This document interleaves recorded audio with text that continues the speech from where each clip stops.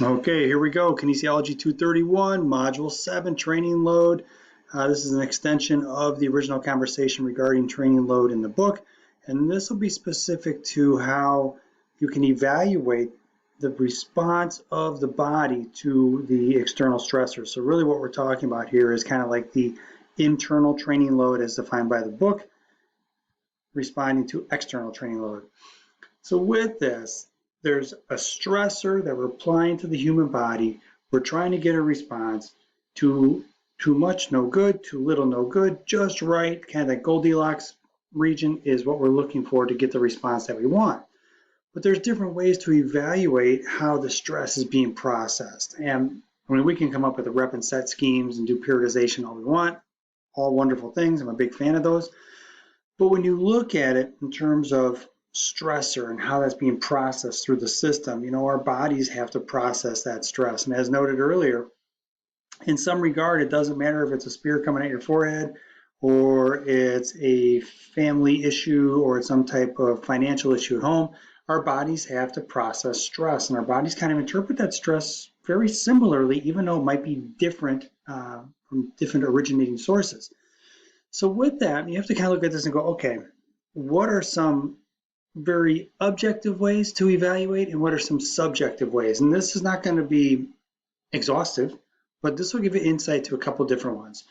So if we look at this and we go ahead and take this a step further, and we look at this from before, we had the omni-resistance exercise scale where we're trying to come up with what is a hard workout, what is an easy workout, what is a light workout.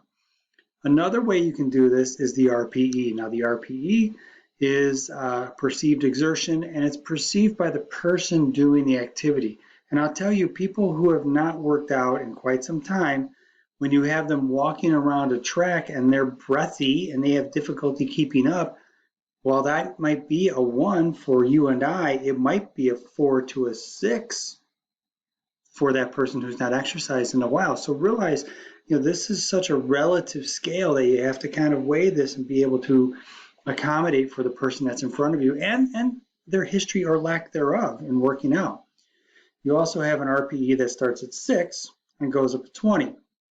This was something that came about, 1950s, I think it was.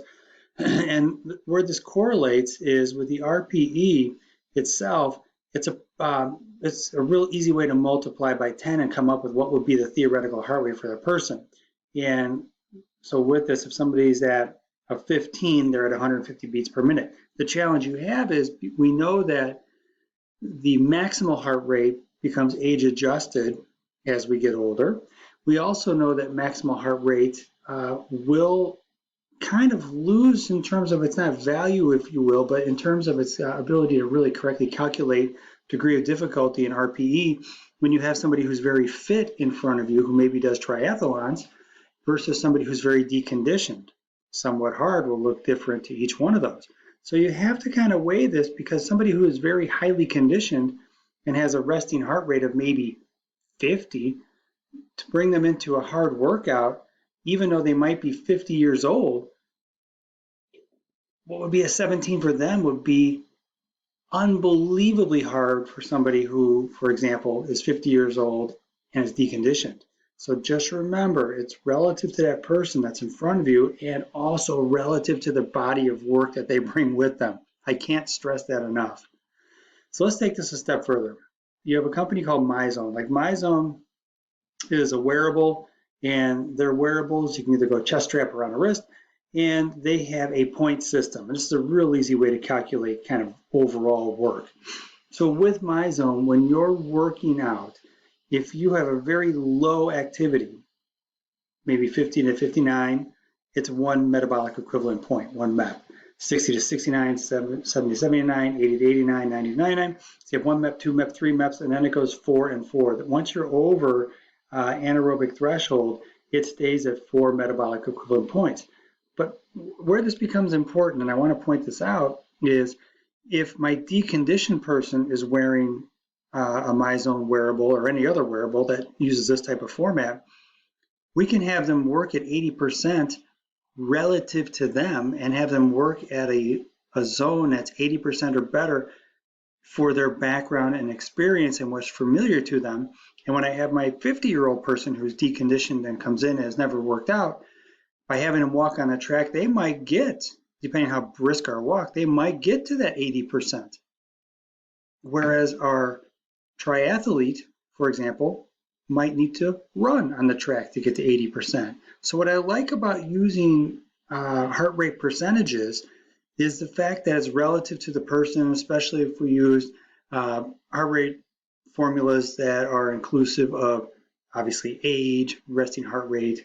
These are things that we can use to help us be able to have a more specific training program to the person. If your goal is 70 to 79, perfect. We can wear some type of wearable and get our client into that range. Vastly different than just having this, was it a 4 to 6 to you, or are we at a 9? I like using wearables for that reason, because it's a more exacting type of protocol as opposed to a straight RPE. So let's go ahead and take a look at this. With MEPS, for example, you can go ahead and have a printout from one of their workouts, and you can see if they're in a green, a yellow, a green, a yellow, nice solid interval program with some reds there, little recovery, then they go green, yellow, and you can calculate out the points.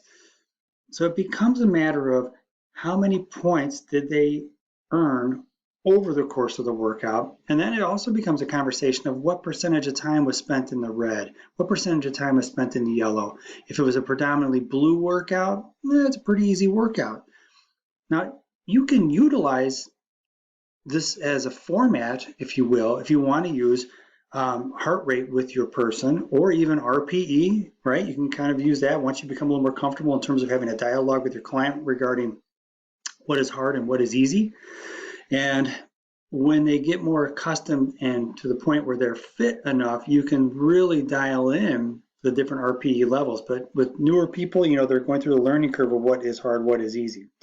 So I would say you could use a format such as MyZone, or you can even adopt it to your own if you want to use, again, RPE or heart rate, and have people in a zone and be able to use these two as a tool to be able to calculate overall workloads over time.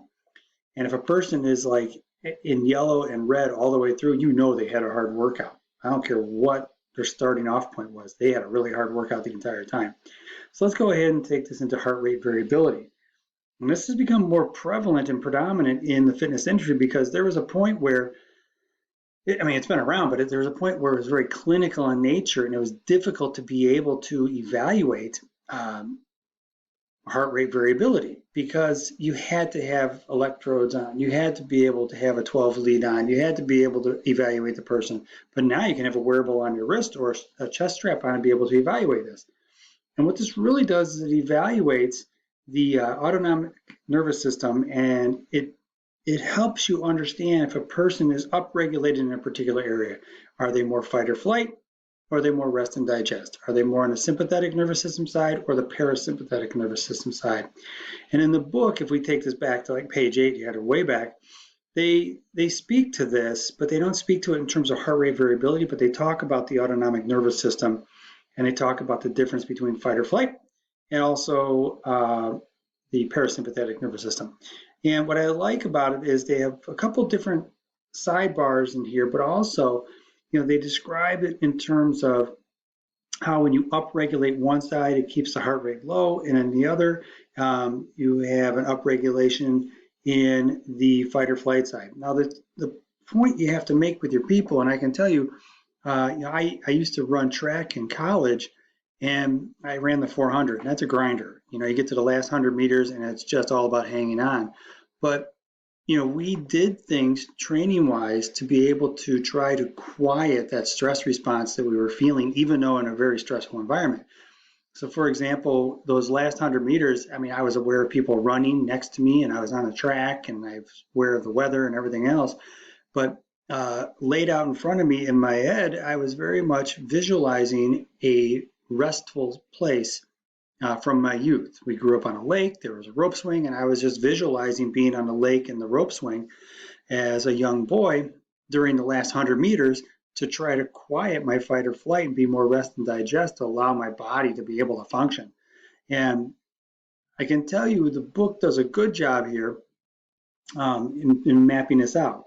Specifically, if you take a look on page 20, what you'll see is they talk about how when you have cardiac output and cardiac output increases because of workload demands, you end up having a shunting of blood from rest to heavy exercise.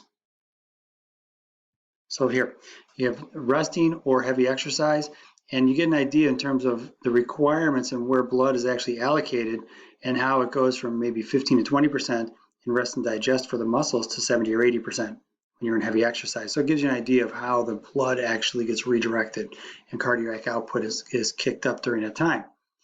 So heart rate variability is this. You have this QRS complex, and you look at the distance between the R's, and you would think 60 beats a minute. It's pretty straightforward, but it's not like a metronome. And when you look at this and measure them out, it's actually quite variable, hence the term heart rate variability.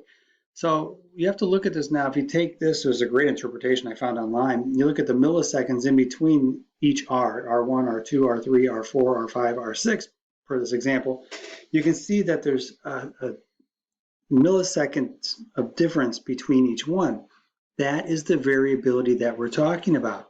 And when you look at those, you go, okay, this tells us if the sympathetic or parasympathetic nervous system is in control. So I would say take a look at this out of this article here is actually quite good. And then this one's really good. It's out of University of New Mexico.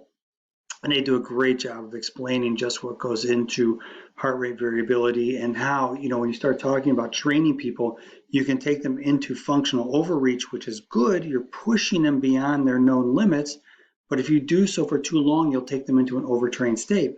And if you have a very metronome-like heart rate, where it's 1 beat per second automatically, that is a very low variability, and that low variability is indicative of a high-stressed person or an overtrained person.